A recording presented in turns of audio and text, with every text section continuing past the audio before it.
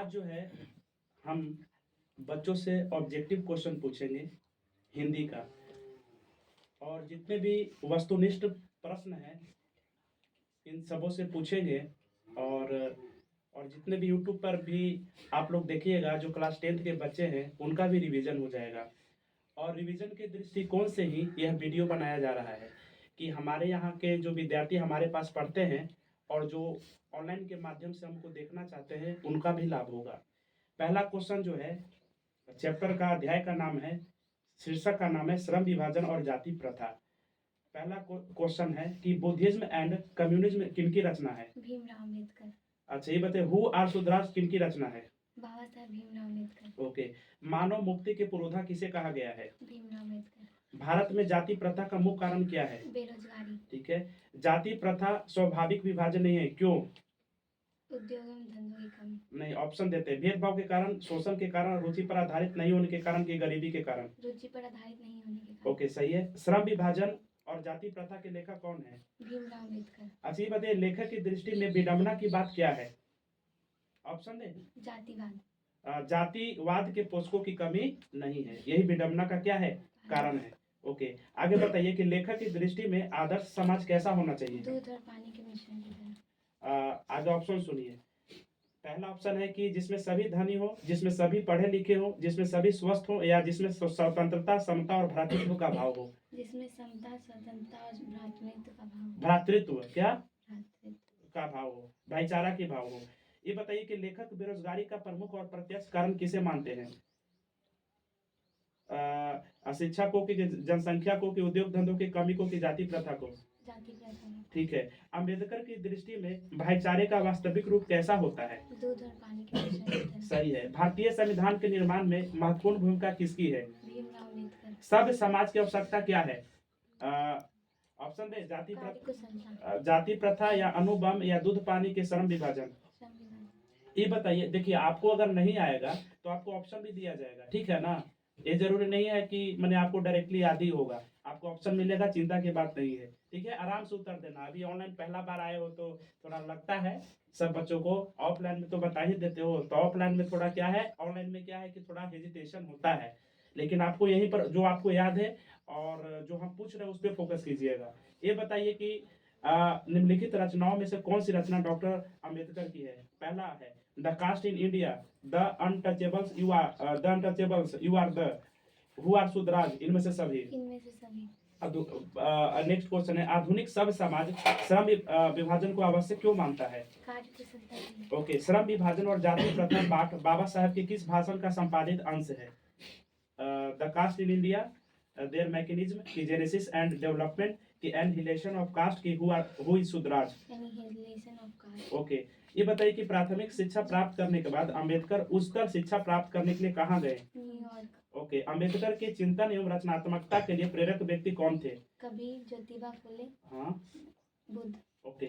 जाति पाति तोड़क मंडल भाषण लाहौर में कब हुआ था? 1936। ओके, और बिहार और उड़ीसा के विभाजन भी कब हुआ था? 1936। अच्छा, ये बताइए कि श्रम विभाजन और जाति प्रथा क्या है? कहानी है कि भाषण है कि साक्षात्कार है कि निबंध है?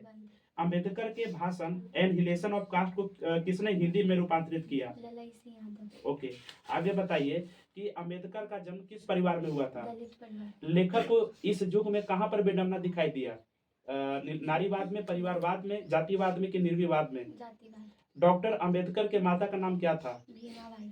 डॉक्टर अंबेडकर ने पीएचडी की उपाधि कब धारण की? 1916। लास्ट क्वेश्चन आपसे है the caste in India, their mechanism किनकी रचना है? भीमराव अम्बेडकर। इनके लिए ताली बजाइए सब, बहुत बढ़िया हो गया। अभी जो है हम लोग श्रम विभाजन और जाति प्रथा से ऑब्जेक्टिव क्वेश्चन कर रहे हैं। नेक्स्ट जो क्वेश्चन है 26वां नंबर है। एक बच्चे से हम 25 क्वेश्चन पूछते हैं और फिर नेक्स्ट से 25 क्वेश्चन लगभग हम पूछेंगे। तो आपसे जो है नेक्स्ट क्वेश्चन है, आप बताइएगा कि आदर्श समाज स्वतंत्रता, समानता, भ्रातृत्व पर आधारित होगा, किसने कहा? ओके, डॉट डॉट डॉट पेशे का दोषपूर्ण पूर्व निर्धारण करती है क्या? ओके, जाति प्रथा भारत में बेरोजगारी का एक डॉट डॉट डॉट कारण बनी हुई है। ओके, मुख्य नायक क्या है? ओके, डॉक्टर भीमराव अम्बेडकर की मृत्यु कब और कहाँ हुई? थोड़ा कस के बोलिएगा, ऑनलाइन भी। 1956। ओके, डॉक्टर भीमराव की जो मृत्यु हुआ था 1956 में, कहाँ हुआ था? तो दिल्ली। ओके, डॉक्टर भीमराव अंबेडकर का जन्म कब हुआ था? जन्म हुआ था 14 अप्रैल 1891। 14, हाँ, और कहाँ हुआ था पता है आपको? हाँ, माहू मध्य प्रदेश। ओके, डॉक्टर भीमराव अंबेडकर का जन्म कहाँ हुआ था?